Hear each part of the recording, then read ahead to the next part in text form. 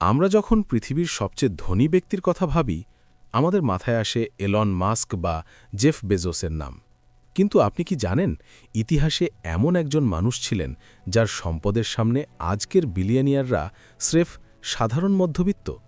তার সম্পদ পরিমাপ করাও ছিল অসম্ভব।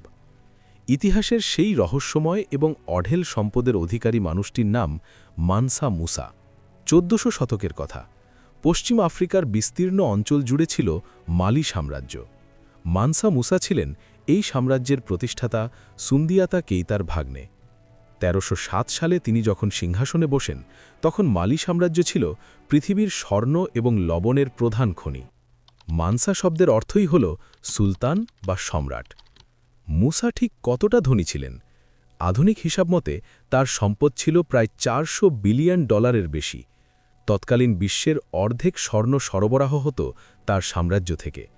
সেই যুগে লবণের মূল্য ছিল স্বর্ণের সমান, আর মালি সাম্রাজ্যে লবণের পাহাড় ছিল। তার এই বিশাল ঐশ্বর্য তাকে ইউরোপ এবং মধ্যপ্রাচ্যের শাসকদের নজরে নিয়ে আসে। ১৩২৪ সাল মানসা মুসা মক্কায় হজ পালনের সিদ্ধান্ত নেন। এটি কেবল একটি ধর্মীয় যাত্রা ছিল না, এটি ছিল ইতিহাসের বৃহত্তম প্রদর্শনী। তার কাফেলায় ছিল প্রায় ৬০,০০০ মানুষ এবং ৮০টি উট, যার প্রতিটি বহন করছিল প্রায় ১৩৬ কেজি খাঁটি স্বর্ণ।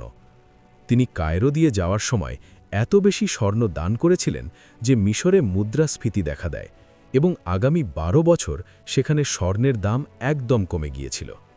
চিন্তা করুন, একজন মানুষের দান একটি দেশের অর্থনীতি ধ্বংস করে দিয়েছিল। মুসা শুধু সম্পদই জমাতেন না, তিনি ছিলেন একজন বড় মাপের শিক্ষানুরাগী।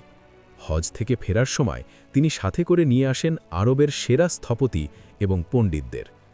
তিনি টিমবক্তিতে বিশ্বের অন্যতম জ্ঞান চর্চার কেন্দ্রে পরিণত করেন এবং বিখ্যাত সানকোর মাদ্রাসা বা বিশ্ববিদ্যালয় স্থাপন করেন। ইতিহাসবিদদের মতে তার কাছে এত সোনা ছিল যে তিনি চাইলে অনায়াসেই ১০ কিলোমিটার রাস্তা স্বর্ণ দিয়ে ঢেকে দিতে পারতেন। আজকের যুগে আমরা টেকনোলজি নিয়ে গর্ব করি, কিন্তু মুসা দেখিয়েছিলেন তলোয়ার এবং স্বর্ণের জোরে কিভাবে পৃথিবী শাসন করা যায়। আপনার কি মনে হয়, ইলন মাস্ক কি কখনো মানসা মুসার এই রেকর্ড ভাঙতে পারবেন? কমেন্টে জানান, আর ভিডিওটি ভালো লাগলে সাবস্ক্রাইব করুন।